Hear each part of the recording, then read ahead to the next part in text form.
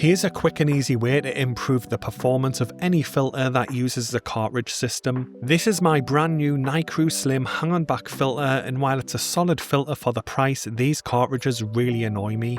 The problem is that the filter system on these clogs on a regular basis, and while the Nicrew system does allow you to easily move your bio sponge over to the new cartridge if you like so you don't have to throw it away, not all systems do, and these will end up being expensive. So I like to use the included cartridge as a template and cut around some 30 ppi foam to make my own aftermarket filter media. You can get an idea of the difference between the size of the cartridge and the custom cut sponge here. Then all you need to do is add your new foam cutout to your filter's cartridge bay. If you're worried about mechanical filtration, you can get some filter floss and cut around the cartridge as a template again. This time you don't need the full cutout and you just want something that'll cover the crossover between the intake bay and the media bay to trap any debris in the water. So with this specific filter and floss sheet size, I usually cut it in half and then through the middle again and place it between the two bays to trap debris. So just a quick walkthrough of what happens, because with the hang-on-back filter, water will come up the intake and go into the intake bay, then flow through the filter floss where any debris in the water will be trapped.